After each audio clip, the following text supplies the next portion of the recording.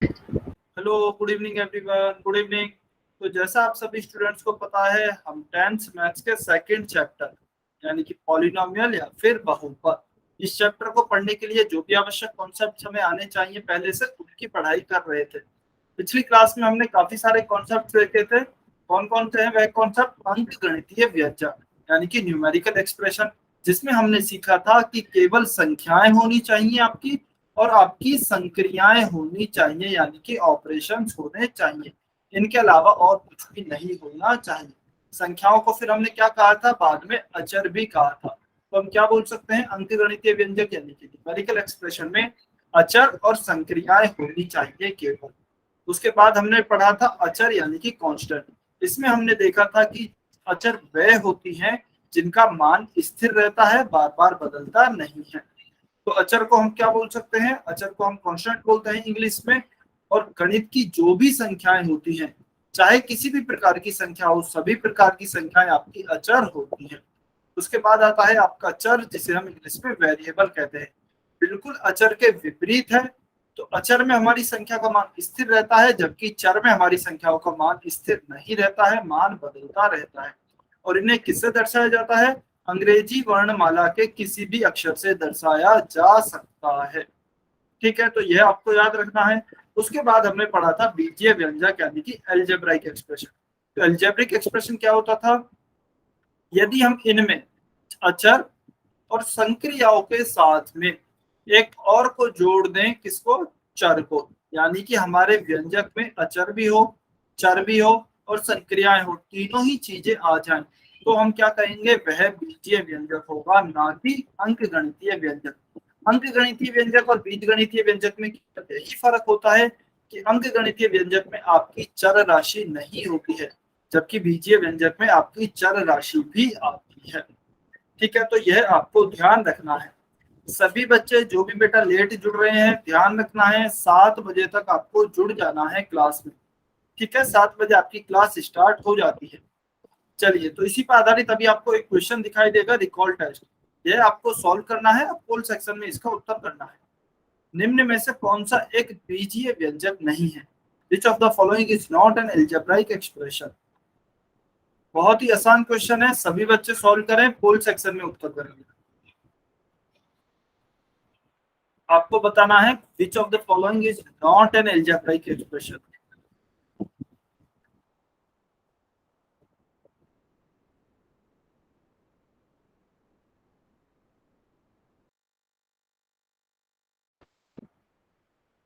सभी बच्चे सॉल्व करें, वेरी गुड। कुछ बच्चों को उत्तर भी आ रहे हैं, बहुत बढ़िया। सभी बच्चे आंसर करेंगे।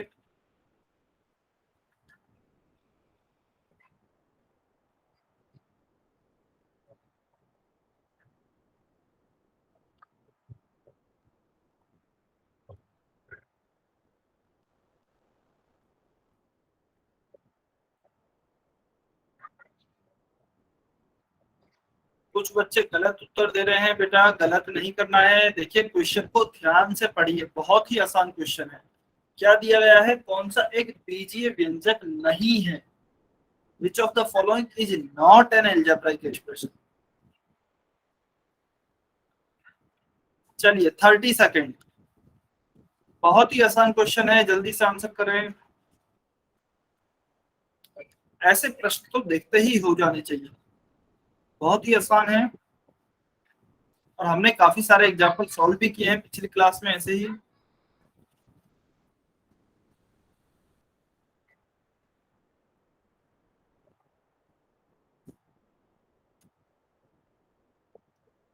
मुझे ऐसा लग रहा है शायद काफी बच्चों ने क्लास रिवाइज नहीं करी है या फिर नोट्स रिवाइज नहीं किए।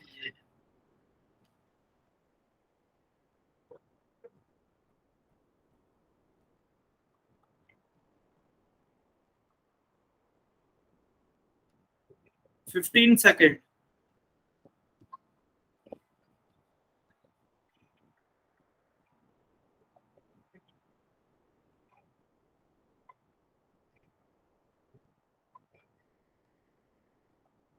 सभी बच्चे आंसर करें जिन्होंने भी उत्तर नहीं किया है।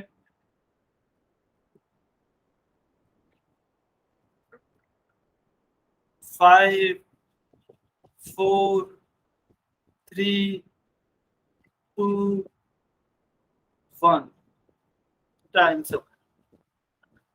चलिए, जो भी बच्चे पोल सेक्शन में उत्तर नहीं कर पाए हैं कमेंट में उत्तर कर सकते हैं।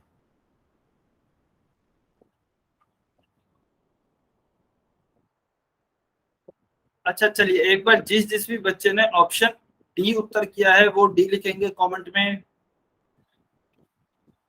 जिसने डी किया है वो डी लिखे, जिसने ए किया है वो ए लिखे। जल्दी से लिखें कमेंट सेक्शन में।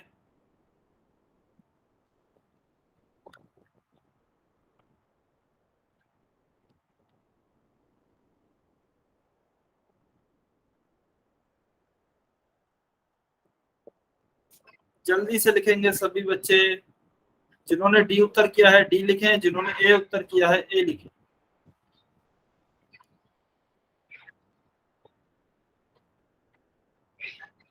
ठीक, अच्छा चलिए, लक्ष्य भारद्वाज के आईडी से जो स्टूडेंट है आप एक बार अनम्यूट करके बताइए आपका ऑप्शन डी कैसे आया है।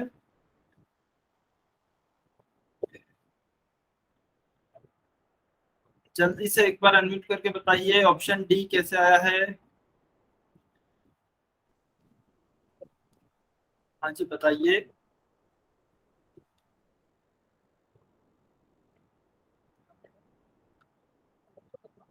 अच्छा देखिए, आपसे जब अनम्यूट करने को कहा जाए तो आपको अनम्यूट करके बताना है बेटा, ठीक है। आपने जैसे भी प्रश्न को सॉल्व किया है वैसे बताना है, चाहे सही हो चाहे गलत हो। जल्दी से अनम्यूट कीजिए लक्ष्य भारद्वाज के आईडी से जो स्टूडेंट हैं। सर इसमें, सर मैंने तो इस ऐसे किया था सर, इसमें वो माइनस प्लस के निशान थे। माइनस प्लस के निशान थे, ठीक है। अच्छा, भविष्य कश्यप के आईडी से जो स्टूडेंट हैं बेटा आपने बताइए कैसे क्या है ऑप्शन डी।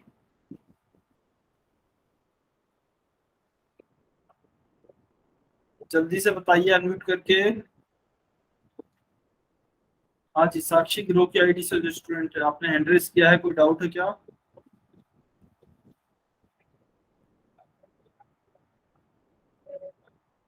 ठीक है, तो देखिए हमसे पूछा गया है कौन सा एक बीजीय व्यंजक नहीं है।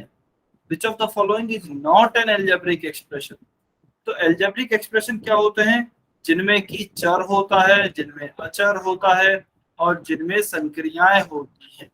चर तो होना चाहिए, अचर होना चाहिए, संक्रियाएं होनी चाहिए। लेकिन हमें क्या ढूंढना है, ऐसा व्यंजक ढूंढना है जो कि बीजीय व्यंजक नहीं है। आप देखेंगे तो देखिए ऑप्शन बी में, ऑप्शन डी में और ऑप्शन सी में, तीनों में ही क्या है, चर भी मौजूद है, अचर भी मौजूद है और संक्रियाएं भी यानी कि ऑपरेशन भी है। लेकिन ऑप्शन ए केवल एक ऐसा ऑप्शन है जिसमें कि कोई भी चर वेरिएबल नहीं है। 2 है, 3 है, 5 है, फिर से 2 है, तो यानी कि सभी संख्याएं ही है, कोई भी अचर नहीं है। और जब कोई भी अचर नहीं है तो इसका मतलब यह हमारा एक बीजीय व्यंजक नहीं होगा, यह हमारा एक एल्जेब्रिक एक्सप्रेशन नहीं होगा, यह एक अंक गणितीय व्यंजक यानी कि न्यूमेरिकल एक्सप्रेशन होगा। तो ऑप्शन ए हमारा सही उत्तर होगा। तो इस प्रश्न का हमारा उत्तर क्या हो जाएगा, ऑप्शन ए। सर एक बार दोबारा बता दो। ठीक है, आपने बेटा पिछली क्लास अटेंड की थी क्या, चलिए ये बताइए। Yes yes sir. और आपने क्लास रिवाइज की थी क्या। No sir. इसीलिए आप देखिए, अच्छा आपने तो सबसे अच्छा परफॉर्म किया था पिछली क्लास में, तो देखिए इसीलिए मैं बोलता हूँ कि बार बार आप क्लास को रिवाइज करते रहिए, कॉन्सेप्ट को रिवाइज करते रहिए। आपने पिछली क्लास में सबसे अच्छा परफॉर्म किया था, अब लेकिन अभी आपका पहला ही क्वेश्चन गलत हो गया है। यह क्यों हुआ है, क्योंकि आपने अच्छे से रिवाइज नहीं किया है। अदरवाइज आपको समझ में तो आ गया था अच्छे से। यदि समझ में नहीं आता तो आप पिछली क्लास में भी गलत करते, लेकिन पिछली क्लास में आपने इस कॉन्सेप्ट के सभी प्रश्न बिल्कुल सही सॉल्व किए। तो देखिए एल्जेब्रिक एक्सप्रेशन क्या होता है, जिसमें कि हमारा चर मौजूद होता है, अचर मौजूद होता है और संक्रियाएं यानी कि ऑपरेशन होते हैं। लेकिन ऑप्शन ए में यदि मैं देखूं तो मुझे कहीं भी चर दिखाई नहीं दे रहा है। और जब चर दिखाई नहीं दे रहा है तो इसका मतलब यह बीजीय व्यंजक भी नहीं होगा। बीजीय व्यंजक नहीं होगा तो ऑप्शन ए ही हमारा उत्तर सही हो जाएगा। बाकी ऑप्शन बी, सी, डी तीनों ही प्रश्नों में आपके चर भी मौजूद हैं, अचर भी मौजूद हैं और संक्रियाएं यानी कि ऑपरेशंस भी हैं। तो इसलिए ये आपके सभी बीजीय व्यंजक होंगे और इसीलिए ये आपके उत्तर नहीं होंगे, क्योंकि हमें ढूंढना है उत्तर वह जो कि बीजीय व्यंजक नहीं है। बी, सी, डी ये ऑप्शन तो आपके बीजीय व्यंजक हैं, लेकिन केवल ऑप्शन ए आपका बीजीय व्यंजक नहीं है, इसीलिए वह सही उत्तर होगा। क्लियर है, समझ में आया? Yes sir. ठीक, किसी भी स्टूडेंट का कोई और डाउट है क्या? चलिए, कोई डाउट नहीं है तो इसका हमारा उत्तर क्या हो जाएगा? Option A. अभी हम नेक्स्ट टॉपिक पढ़ते हैं। नेक्स्ट टॉपिक है हमारा बीजीय व्यंजक को बनाना, यानी कि फॉर्मेशन ऑफ अलजेब्राइक एक्सप्रेशन। अभी तक हमने पढ़ा कि आखिर बीजीय व्यंजक होता क्या है। जैसे अभी हमने पिछला क्वेश्चन ही देखा था कि ऐसे व्यंजक जिसमें कि आपके चर होते हैं, अचर होते हैं और आपकी संक्रियाएं होती हैं, तो वह बीजीय व्यंजक होते हैं। लेकिन आखिर यह बीजीय व्यंजक आते कैसे हैं, यह बनते कैसे हैं, यह हम इसमें सीखने वाले हैं। बहुत ही इम्पोर्टेंट टॉपिक है, ध्यान से पढ़ेंगे सभी बच्चे।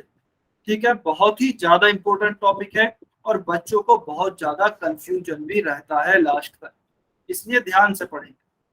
देखिए, हम एक उदाहरण की सहायता से समझते हैं। हमें दिया गया है y में 5 जोड़े, y में 5 जोड़ना। इसे हम यदि बीजीय व्यंजक के रूप में लिखना चाहें तो कैसे लिखेंगे? देखिए, y की जगह मान लीजिए 2 लिखा होता, 2 में 5 जोड़ना, तो हम कैसे लिखते? तो हम लिखते 2 और इसमें 5 को जोड़ देते 2 + 5। ऐसे ही हमें y में 5 जोड़ना है तो इसे कैसे लिखेंगे? y + 5। ठीक है, मान लीजिए अभी आपसे लिखा होता कि y में से 5 घटाइए, तो क्या करते? y - 5।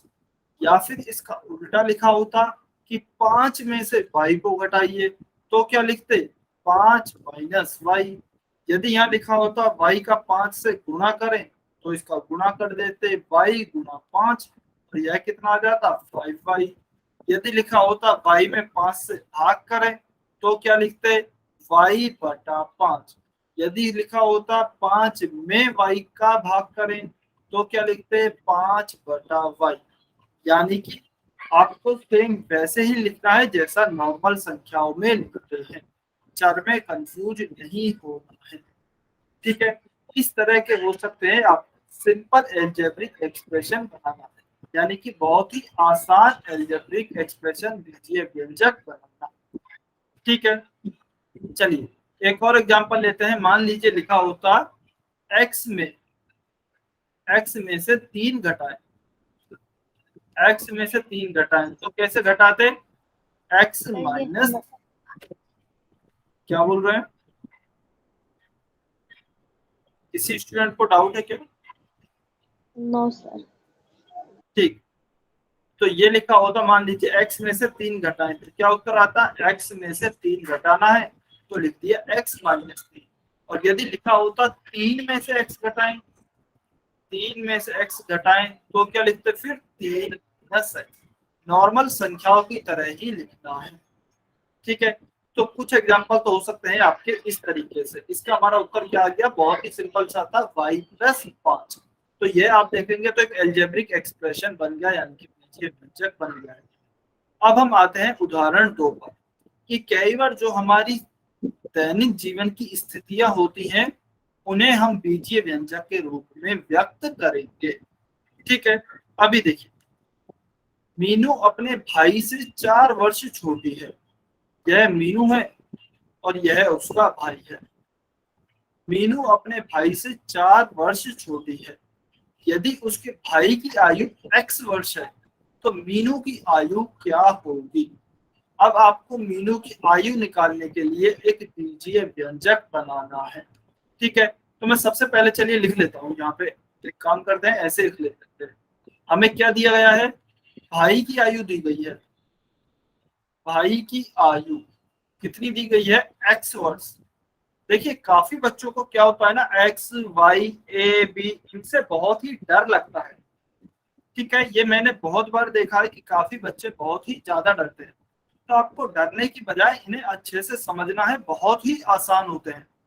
ठीक है, हमें दिया गया है मीनू की आयु एक्स वर्ष है, हमने लिख दिया एक्स वर्ष है। मीनू अपने भाई से 4 वर्ष छोटी है। तो देखिए, मान लीजिए आप हैं कोई भी, चलिए मीनू है, मीनू का भाई है। मान लीजिए यदि मीनू के भाई की आयु एक्स वर्ष ना होकर 16 वर्ष होती, 16 वर्ष होती, और वह अपने भाई से 4 वर्ष छोटी है, तो मीनू की आयु कितनी होती, चलिए ये बताइए। यदि मीनू क्या के पता भाई, है? कमेंट में बताना है बेटा, कोई भी बच्चा अनम्यूट नहीं करेगा जब तक कि आपका कोई डाउट नहीं है। मीनू की आयु 16 वर्ष हो, मीनू के भाई की आयु 16 वर्ष है और मीनू उससे 4 साल छोटी है, तो बताइए मीनू की आयु कितनी होती। बहुत ही आसान सा सवाल है गणित। आप इसे ऐसे भी समझ सकते हैं, मान लीजिए आप 16 वर्ष के हैं, आपका छोटा भाई बहन आपसे 4 वर्ष छोटा है, तो कितने होते। इसमें बेटा अपना जवाब देना है, किसी दूसरे बच्चे का उत्तर कॉपी नहीं करना है। देखिए अभी यदि आप कॉपी करेंगे तो बाद में दिक्कत आएगी, बाद में समझ में नहीं आएगी। तो बेहतर है यदि आपको समझ में नहीं आता है तो आप बता दें अनम्यूट करके।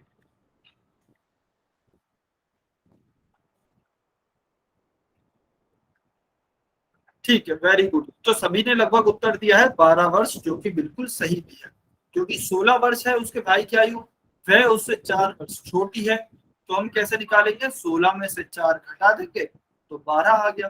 ठीक है, अभी हमें क्या दिया गया है, 16 ना देके हमें एक्स दिया गया है, तो हम क्या लिखेंगे कि मीनू की आयु क्या होगी।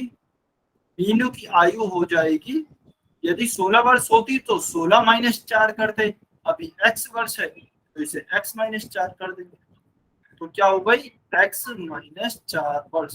तो यही हमारा उत्तर होगा। ये देख सकते हैं आप, यह भी क्या आ गया है, एक बीजीय व्यंजक आ गया है। क्लियर है क्या सभी बच्चों को, जल्दी से बताइए कमेंट में वाई और एन।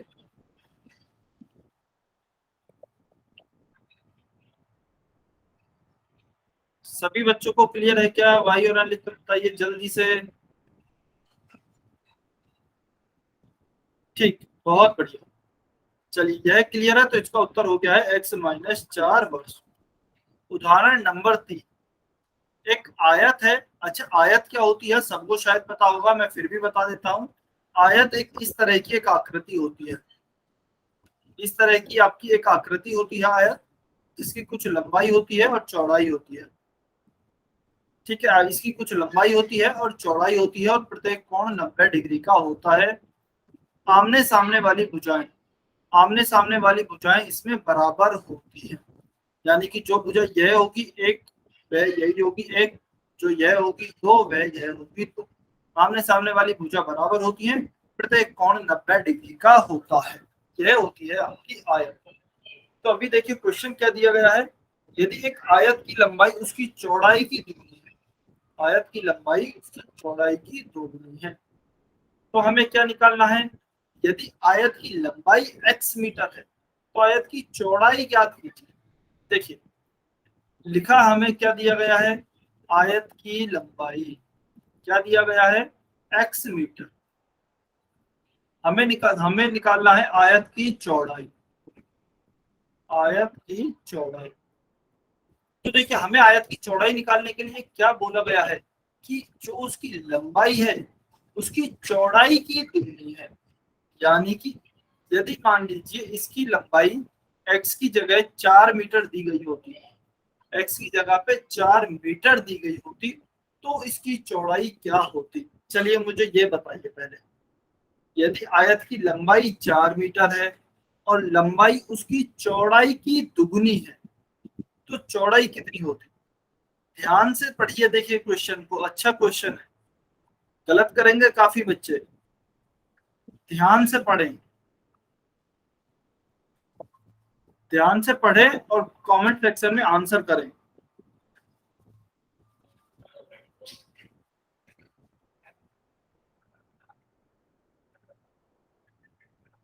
कि यदि किसी आयत की लंबाई 4 मीटर है, आयत की लंबाई उसकी चौड़ाई की दुगनी।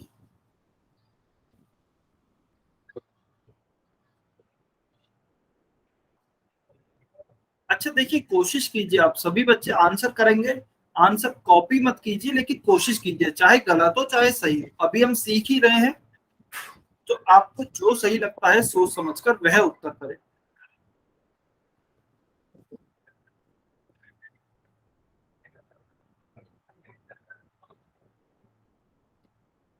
सभी बच्चे उत्तर करेंगे बेटा। कुछ बच्चे देखिए उत्तर नहीं करते हैं। आपसे गलत या सही उत्तर करने को नहीं बोला जा रहा है, बस आपको जो भी सही लगे वह उत्तर करो।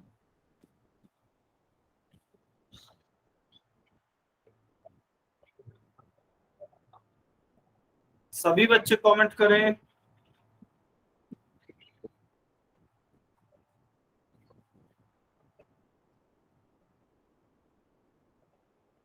ठीक है। अच्छा, पूजा मलिक की आईडी से जो स्टूडेंट है बेटा, एक बार अनम्यूट करके बताएंगे आपने कैसे सोचा है। पूजा मलिक की आईडी से जो स्टूडेंट है, ईमानदारी से बताना है आपने कैसे सोचा है। ठीक है, डरने की जरूरत नहीं है, जो भी आपने सोचा है जैसे भी वैसे बताना है। सर आयत की लंबाई 4 मीटर है और दोनों तरफ की आयत की लंबाई 8 हो जाएगी और है ना उसकी दुगनी 16 हो जाएगी। ठीक, वेरी गुड, बहुत अच्छे, बहुत अच्छे, इसलिए क्योंकि आपने अनम्यूट करके बताया, बहुत बढ़िया। ठीक है, चलिए। हाँ जी, नीला शर्मा की आईडी से जो स्टूडेंट है, आप अनम्यूट करके बताएंगे आपने 8 कैसे लिखा है।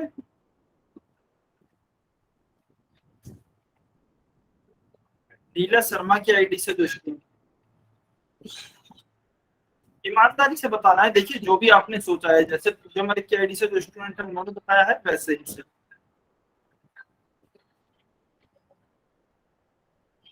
अच्छा चलिए, अशोक कुमार की आईडी से जो स्टूडेंट है वो बताएंगे उनका उत्तर कैसे आया है 8।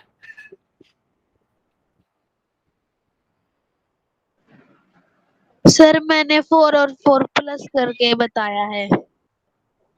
ठीक, चलिए देखिए, चलिए सबसे पहले ये बताइए, मान लीजिए एक और क्वेश्चन पूछता हूँ आपसे। अच्छा, इतना धीरे इतने क्वेश्चन क्यों पूछ रहा हूँ आपसे, क्योंकि यह बहुत ज्यादा इम्पोर्टेंट है। आप बाद में बहुत ज्यादा कंफ्यूज होते हैं, इसलिए हम इसे बहुत आराम से पढ़ रहे हैं और आपको प्रत्येक क्वेश्चन का सॉल्यूशन बताना है, यानी कि आपका हल बताना है। ठीक है, आंसर कोशिश करेंगे आप सभी प्रश्नों का दें। मान लीजिए आपकी उम्र जो है, चलिए लंबाई ले लेते हैं, मान लीजिए आपकी लंबाई है 2 मीटर, आपके भाई की लंबाई, आप अच्छा 3 मीटर मान लेते हैं आपकी लंबाई, मान लीजिए आपके भाई की लंबाई आपसे इतनी है, तो आपके भाई की लंबाई क्या होगी। सर की क्वेश्चन लंबाई, दोबारा बोलो, सुना ही नहीं। ठीक है मैं दोबारा बोल रहा हूँ, कमेंट में उत्तर करना है। आपकी लंबाई 3 मीटर है, आपके भाई की लंबाई आपकी लंबाई की दुगनी है, तो आपके भाई की लंबाई क्या होगी। आपकी लंबाई 3 मीटर है, आपके भाई की लंबाई आपकी लंबाई की दोगुनी है, तो आपके भाई की लंबाई क्या होगी।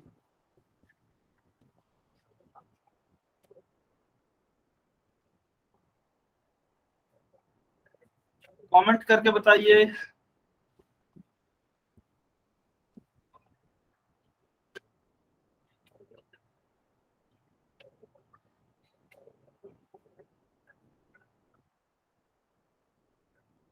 सभी बच्चे कमेंट करके बताएंगे।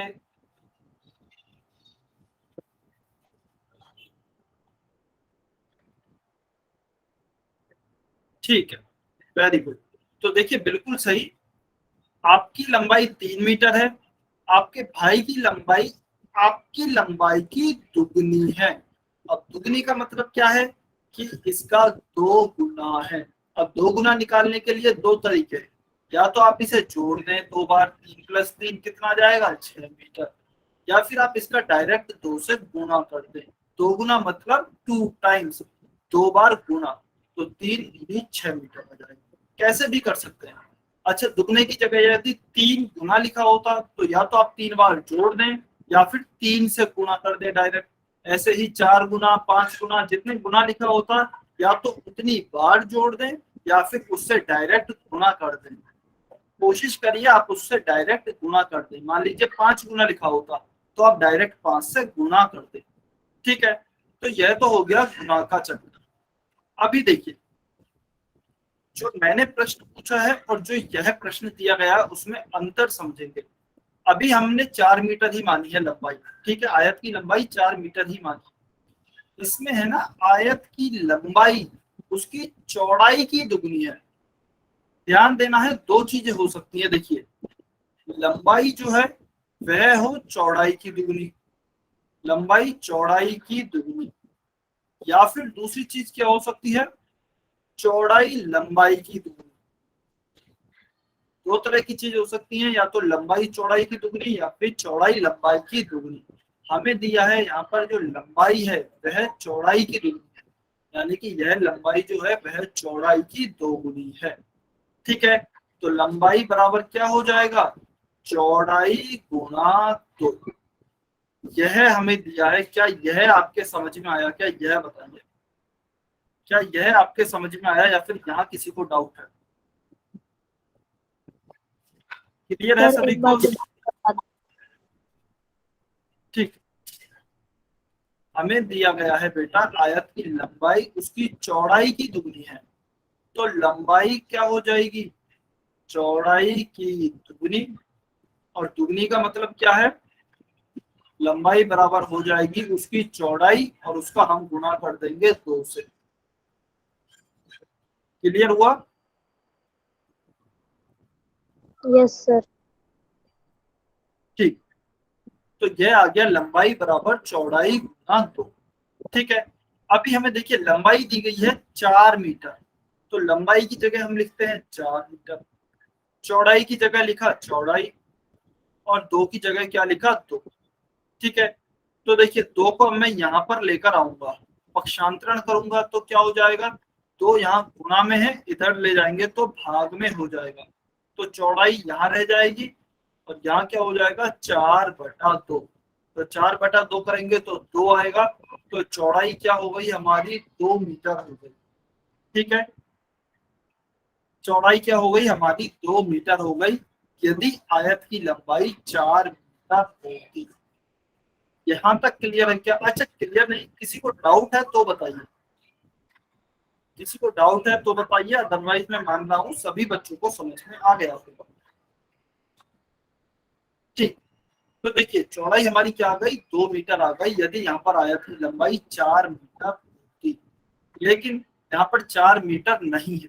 तो देखिए एक बार दोबारा से समझते हैं शुरू से। x मीटर दी गई है हमें, आयत की लंबाई 4 मीटर नहीं दी गई है, तो वही लिखेंगे लंबाई जो है वह क्या दी गई है, चौड़ाई की दुगनी, चौड़ाई की दोगुनी। तो लंबाई का मतलब क्या होगा, लंबाई बराबर चौड़ाई गुना 2। अब हमें देखिए लंबाई दी गई है x मीटर, तो लंबाई की जगह मैं लिख रहा हूँ x बराबर चौड़ाई की जगह चौड़ाई गुना 2। इस 2 को मैं यहाँ लेके जाता हूँ, पक्षांतरण करता हूँ, तो यह 2 अभी गुना में है, इधर जाएगा तो किस में हो जाएगा, भाग में हो जाएगा, तो क्या आएगा x/2 बराबर हो जाएगा चौड़ाई। तो आपकी चौड़ाई कितनी आ गई आयत की, आपकी चौड़ाई आ गई है x/2 मीटर। तो आपका उत्तर क्या हो जाएगा, आयत की चौड़ाई हो जाएगी x/2 मीटर। क्लियर है, समझ में आया? क्लियर है, समझ में आया? जल्दी से भाई और लिखकर बताइए, सभी बच्चों को क्लियर है क्या?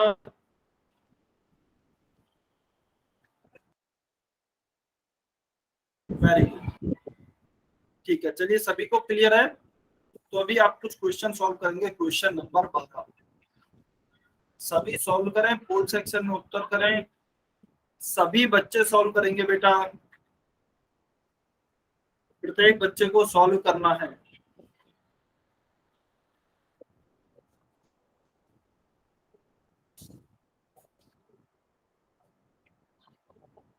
हमें क्या बताना है, y को 5 में से घटाना है। अच्छा, इस प्रकार के प्रश्नों में आप क्वेश्चन पर विशेषकर ध्यान दें, क्वेश्चन की भाषा क्या लिखी हुई है। हमें y को 5 में से घटाना है। We have to subtract y from 5. कुछ बच्चे गलती कर रहे हैं, गलती नहीं करनी है, क्वेश्चन को ध्यान से पढ़ें।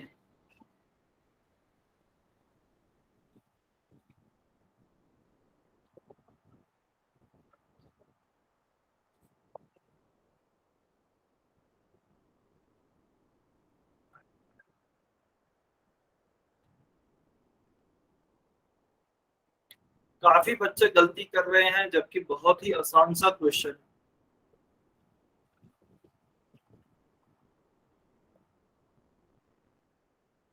चलिए 30 सेकेंड, 30 सेकेंड और वेट कर रहे हैं।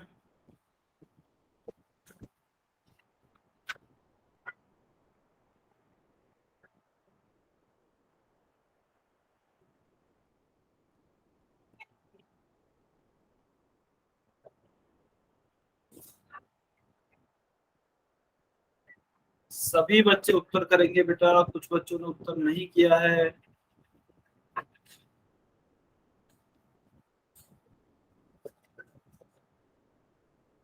Fifteen second, 15 second.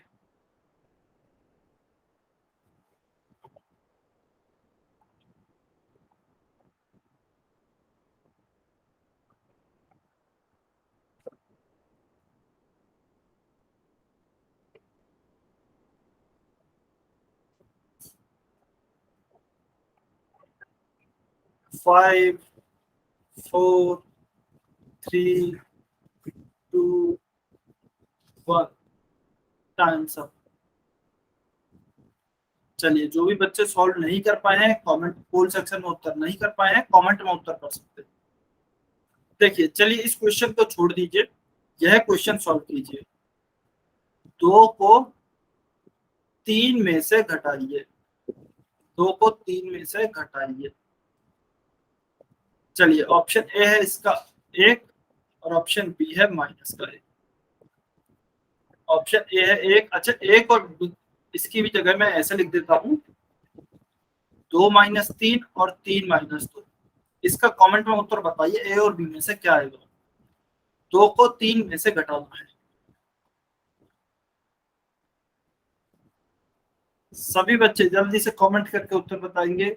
2 को 3 में से घटाना है। ऑप्शन ए है 2 - 3 या ऑप्शन बी है 3 - 2। कैसे लिखेंगे इसको?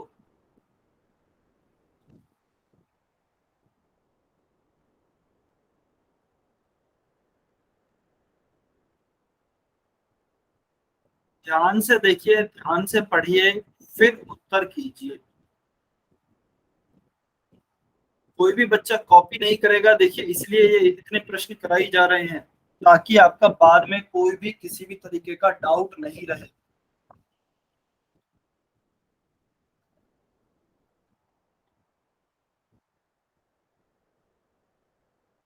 ठीक है, ठीक है, काफी बच्चों को उत्तर आ गए हैं, वेरी गुड। चलिए, निर्मला देवी की आईडी से जो स्टूडेंट है, एक बार ही बताएंगे आपने कैसे उत्तर किया है।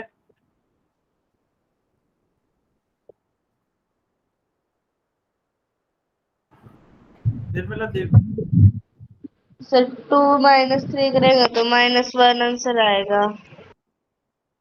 ठीक है, ठीक है। चलिए देखिए, कुछ बच्चों ने किया है ऑप्शन बी, कुछ बच्चों ने किया है ऑप्शन ए। ठीक है, अभी आपको यह लग रहा होगा कि सर दोनों में, इस वाले प्रश्न में शायद कुछ बच्चों को लग रहा हो कि सर दोनों में खास फर्क नहीं है, y - 5 लिखे चाहे 5 - y लिखे, लेकिन इनमें बहुत ही बड़ा फर्क है। सेम वही फर्क है जो कि इन दोनों में है। 2 - 3 करेंगे तो -1 आएगा, 3 - 2 करेंगे तो 1 आएगा, और उत्तर ही बदल जाएगा पूरा। देखिए, 2 को घटाना है, किस में से घटाना है? 3 में से घटाना है। हम इसको यदि 3 - 2 लिखें और हम इसे क्या बोलेंगे कि हम 3 में से 2 को घटा रहे हैं, ऐसे ही तो बोलते हैं इसको। तीन में से 2 को घटा रहे हैं। ठीक है, तो यहाँ पे भी तो वही लिखा हुआ है, बस जिसको घटा रहे हैं वह आगे लिख दिया। 3 में से 2 को घटा रहे हैं, बात तो वही है। चाहे तो आप ऐसे बोल लीजिए 3 में से 2 को घटा रहे हैं, या फिर 2 को 3 में से घटा रहे हैं, बात तो एक ही है। क्लियर हुआ? निर्मला देवी की आईडी से जो स्टूडेंट हैं और जिन्होंने भी ऑप्शन ए उत्तर दिया था, उनको क्लियर है क्या? कमेंट करके बताना है, या फिर क्लियर नहीं है तो अनम्यूट करके भी बता सकते हैं। सर एक बार दोबारा क्लियर है? बताइए। ठीक है। अच्छा, आपका तो उत्तर भी सही था, आपने तुक्का मारा था क्या? ऐसे ही लगाया था कोई भी उत्तर? अच्छा चलिए, आप बताइए मुझे, कमेंट अनम्यूट करके बताइए एक बारी। 4 - 5 लिखा हुआ है, इसको आप कैसे पढ़ेंगे? क्या हाँ सर जी, ये लक्ष्य। बताइए। 4 - 5 लिखा हुआ है, 4 - 5, इसको आप कैसे पढ़ेंगे हिंदी में? 5 में से 4 को घटाइए। ठीक। अच्छा चलिए, एक काम करते हैं, इसे ऐसे समझते हैं कि जिसके आगे भी माइनस लग रहा है ना, वह घट रहा है। जिसके आगे माइनस लग रहा है वह घट रहा है। जैसे कि -5 है तो 5 यहाँ पर घट रहा है, और जिसके आगे प्लस का चिन्ह है उसमें से घट रहा है। जैसे कि 4 - 5 है, तो यह 5 जो है उसके आगे माइनस है, तो इसका मतलब यह घट रहा है। और 4 प्लस का है, तो यह 4 में से घट रहा है। प्लस की संख्या में से माइनस की संख्या घटती है। ठीक है, माइनस का मतलब ही यह है कि 4 में से 5 को घटाइए, 3 में से 2 को घटाइए। ठीक है, 15 - 10 है, इसको बोलकर बताइए। चलिए अभी आप लक्ष्य। 15 में से 10 को घटाइए। Very good. 15 में से 10 को घटाइए, इसका मतलब क्या है? 15 में से 10 को घटा रहे हैं। क्लियर बोलना है, बिल्कुल ठीक है। उल्टा पुल्टा नहीं करना है, ऐसा नहीं करना है कि 10 में से 15, कभी 15 में से 10। बिल्कुल क्लियर। 15 में से 10 को घटा रहे हैं, और नीचे क्या लिखा हुआ है? 10 में से 15 को घटा रहे हैं। अभी क्लियर है क्या सभी बच्चों को? Yes sir. किसी भी स्टूडेंट को कोई भी डाउट है? किसी को यदि समझ में नहीं आया है तो एन लिखेंगे। किसी भी बच्चे को, बेटा फिर से कह रहा हूं मैं, डाउट रखना नहीं है, डाउट क्लियर कर लेना है। हाँ जी, पूजा मलिक की आईडी से जो स्टूडेंट है, बताइए कोई डाउट है क्या आपका? आपने हैंड रेज किया है। सर 2 को 3 में से घटाइएगा सर, ए आंसर ही आएगा ना? हाँ जी बिल्कुल। अच्छा नहीं, ए नहीं आएगा, बी आएगा। अच्छा आप बताइए क्यों आया बी? देखिए, किस को घटा रहे हैं? 2 को घटा रहे हैं। अच्छा देखिए, 3 - 2 लिखा है, इसको हम क्या बोलेंगे? 3 में से 2 को घटा रहे हैं। 3 में से 2 को घटा रहे हैं, क्योंकि -2 के आगे है इसलिए 2 को घटा रहे हैं। 2 - 3 होता तो क्या लिखते? 2 में से 3 को घटा रहे हैं। इसीलिए समझा रहा हूं मैं बार बार जोर देकर, जिससे कि आपको क्लियर हो जाए बिल्कुल चीजें। समझ में आया? पूजा मलिक की आईडी से जो स्टूडेंट हैं, ईमानदारी से बताइए। Yes sir. ठीक है, तो सिंपल सा यह याद रखना है, जिस भी संख्या में से घटाते हैं, जिस भी संख्या में से घटाएंगे वह संख्या बड़ी होगी, और जिसको घटाएंगे वह संख्या छोटी होगी। ठीक है, उदाहरण के तौर पे ऐसे भी मान सकते हैं, मान लीजिए आपके पापा के पास 100 रुपए है, आपको कुछ रुपए लेने हैं, मान लीजिए 50 रुपये लेने हैं। तो आप कैसे लेंगे कि 100 रुपए में से 50 रुपए दे दीजिए, 100 रुपए में से 50 रुपए दे दीजिए। तो किस में से दे रहे हैं, 100 में से दे रहे हैं, तो 100 माइनस 50, तो आपके पास, तो पापा के पास कितने रुपए बचेंगे, 50। अच्छा मैं प्रश्न बोलता हूँ, एक बार ध्यान से समझिए प्रश्न को, कि 100 रुपए में से 50 रुपए यदि आपको लेने हैं तो पापा के पास कितने बचेंगे। तो हम 100 रुपए में से ले रहे हैं ना 50 रुपए को, तो 100 में से 50 रुपए को घटा दिया, बचे हुए कितने 50 रुपए वह पापा के पास रहेंगे। तो हम में से जिस में से घटाते हैं, जिस संख्या में से घटाएंगे वह प्लस की संख्या होगी, जिसको घटाएंगे वह माइनस की होगी। ठीक है, यह बस उल्टा करके दिया गया है। दो को किसको घटा रहे हैं, दो को, तो दो माइनस में होगा, तीन किस में से घटा रहे हैं, तीन में से, तो तीन आगे आएगा, तीन प्लस का होगा। सेम उसी प्रकार से आपको क्या लिख कर दिया गया है यहाँ पर, y को 5 में से, किस में से घटा रहे हैं, 5 में से घटा रहे हैं, किसको घटा रहे हैं, y को घटा रहे हैं, तो जिसको घटाते हैं वह माइनस में आती है। तो ऑप्शन ए 5 माइनस वाई इसका करेक्ट उत्तर होगा। क्या सभी बच्चों को समझ में आया।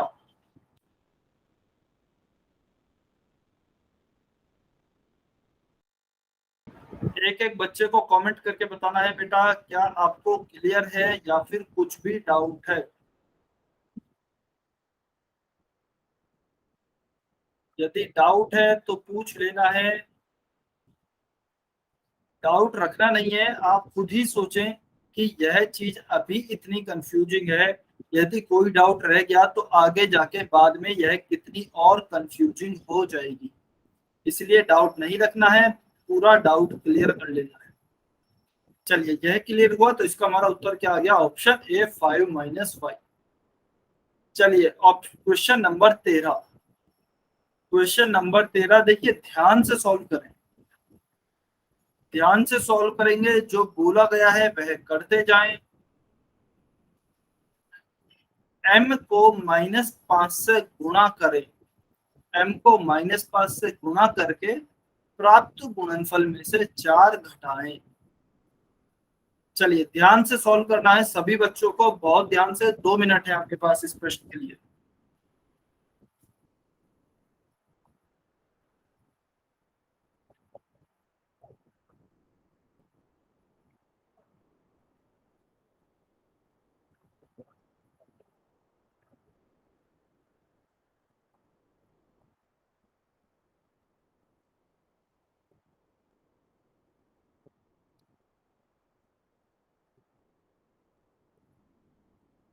आराम से सॉल्व करना है, जल्दबाजी नहीं करनी है, कोशिश करें प्रश्न सही सॉल्व हो।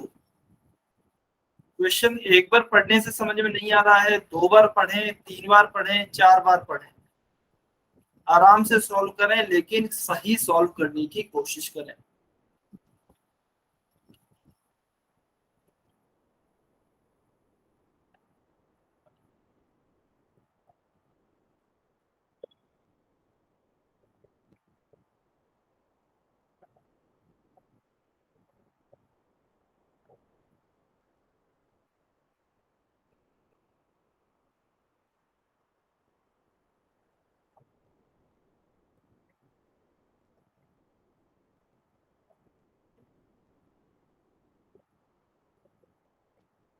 वेरी गुड, कुछ बच्चों को उत्तर आ रहे हैं, बहुत अच्छे।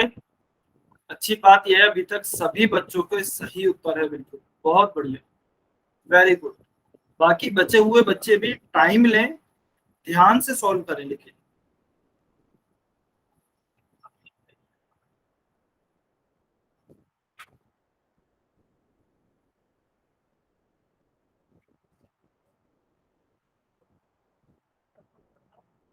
सॉल्व सभी बच्चों को करना है, कोशिश सभी बच्चों को करनी है।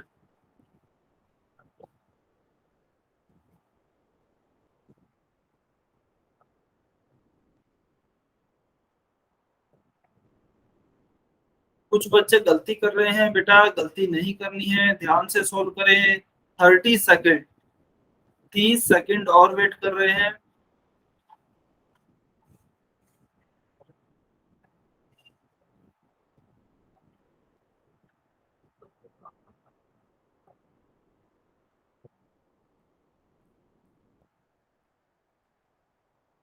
फिफ्टीन सेकेंड,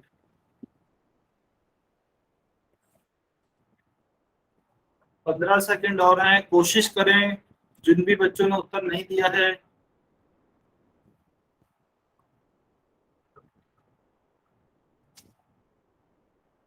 चलिए लास्ट 5 सेकेंड। 5, 4, 3, 2, 1, times up. चलिए अभी इस प्रश्न को सॉल्व करते हैं। उससे पहले जो भी बच्चे पोल सेक्शन में उत्तर नहीं कर पाए हैं, कमेंट में उत्तर कर सकते हैं। देखिए हमें क्या दिया गया है, m को -5 से गुणा करके। सबसे पहले क्या दिया है, m को -5 से गुणा करके प्राप्त गुणनफल में से 4 घटाएं। प्राप्त गुणनफल में से 4 घटाना है। तो सबसे पहले तो क्या दिया है, m को -5 से गुणा करना है। तो चलिए m को -5 से मैं गुणा कर देता हूँ। तो क्या आएगा, -5m, -5m। ठीक है, उसमें से अब मुझे, यह मेरा गुणनफल हो गया। गुणा करने के बाद जो प्राप्त होता है उसे गुणनफल कहते हैं। यह मेरा गुणनफल हो गया। इसमें से मुझे 4 को घटाना है। तो इसमें से 4 को कैसे घटाऊंगा, -5m -4, -5m -4। तो यह हमारा सही उत्तर होगा ऑप्शन डी, -5m -4। चलिए यह क्लियर है सभी बच्चों को, इसका उत्तर हो गया ऑप्शन डी। हाँ जी, जिसका भी सही था बहुत अच्छी बात है। क्वेश्चन नंबर 14, क्वेश्चन नंबर 14 सभी बच्चे सॉल्व करें फिर से। पोल में ही उत्तर करना है आपको, पोल में ही उत्तर करना है क्वेश्चन नंबर 14 का।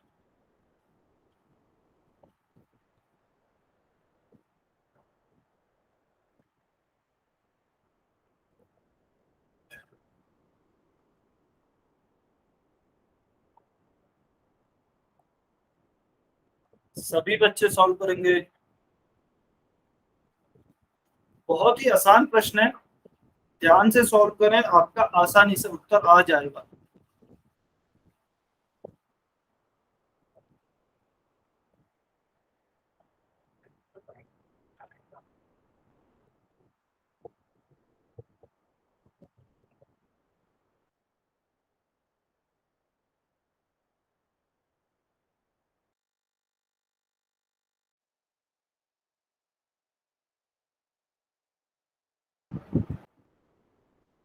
बस की चाल ट्रक की चाल से 10 किलोमीटर प्रति घंटा अधिक है। बस की चाल ज्ञात करनी है यदि ट्रक की चाल x किलोमीटर प्रति घंटा है।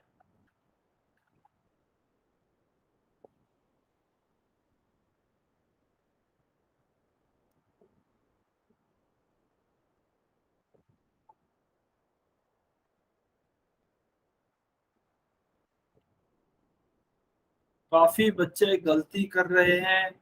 अच्छा देखिए, किसी भी चीज का अधिक होना और किसी भी चीज का गुना होना, दोनों में फर्क होता है। कोई चीज दूसरी चीज से अधिक है और किसी दूसरी चीज से कुछ गुना है, इन दोनों में फर्क है। चलिए अभी आप इस प्रश्न का उत्तर करें ध्यान से।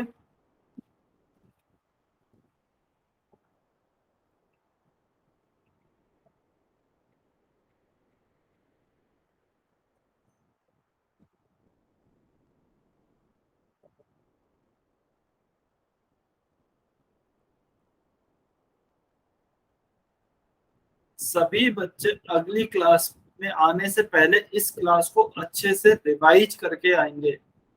बहुत अच्छे से रिवाइज करनी है, रिकॉर्डिंग पूरी चेक करनी है, अच्छे से देखनी है।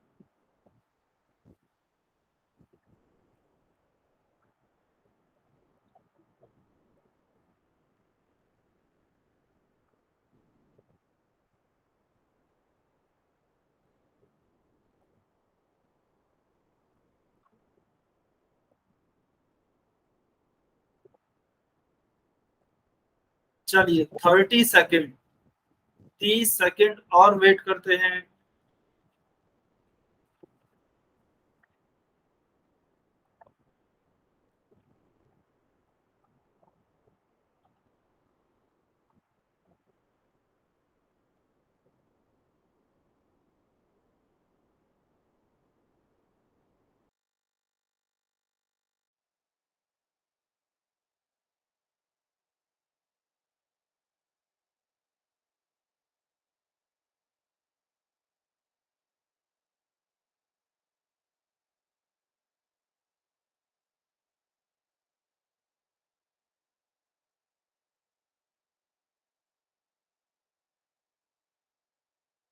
सभी बच्चों को सॉल्व करना है बेटा, कुछ बच्चों के उत्तर नहीं आए हैं अभी तक।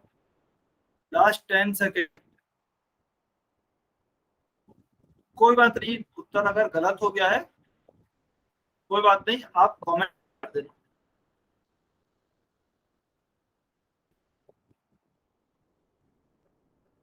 5 4 3 2 1, टाइम्स अप। चलिए अभी जो भी बच्चे फुल सेक्शन में उत्तर नहीं कर पाए हैं कमेंट में उत्तर कर सकते हैं।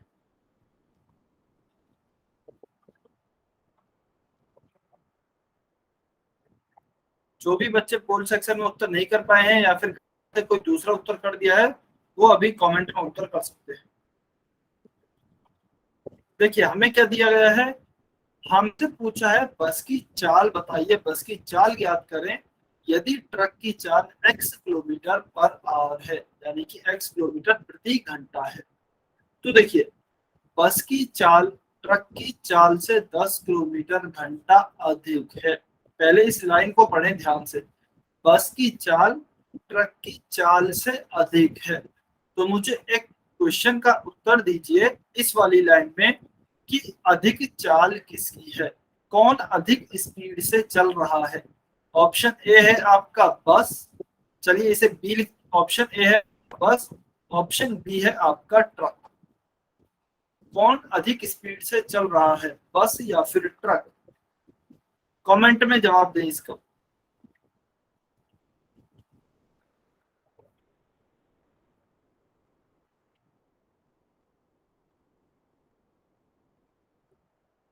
लाइन को ध्यान से पढ़िए और उसके बाद उत्तर दीजिए।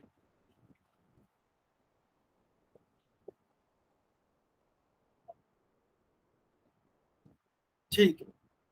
अच्छा साक्षी ग्रो की आईडी से जो स्टूडेंट है एक बार आप अनम्यूट करके बताएंगे आपने कैसे सोचा है।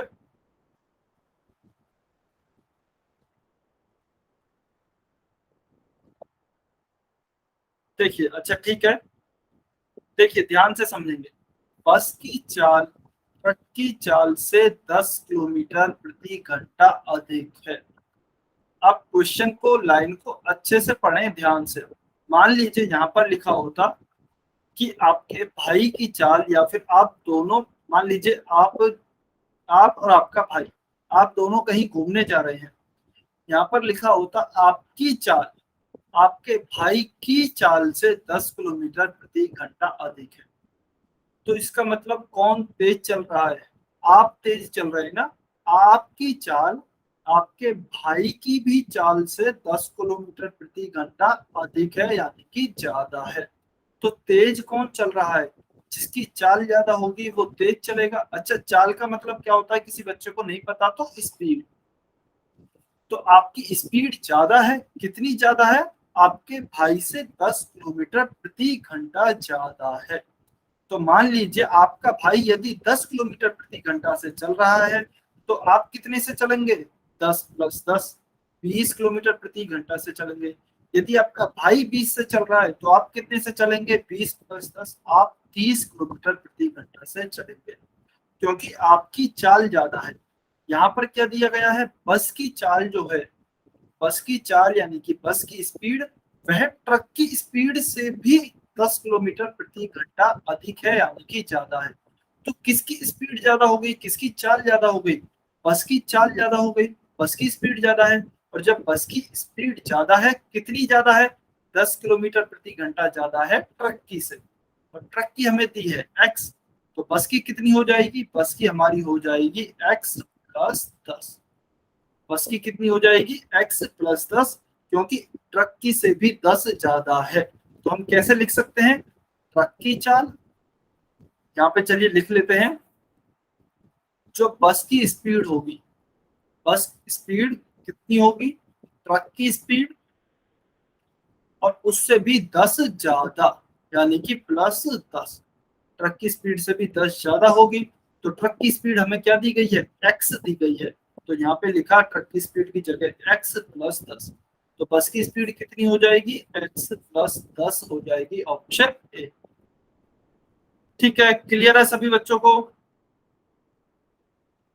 चलिए, सभी बच्चों को क्लियर है तो आज की क्लास को यही समाप्त करते हैं। अच्छा, एक मिनट, सभी बच्चे रुकेंगे 1 मिनट के लिए।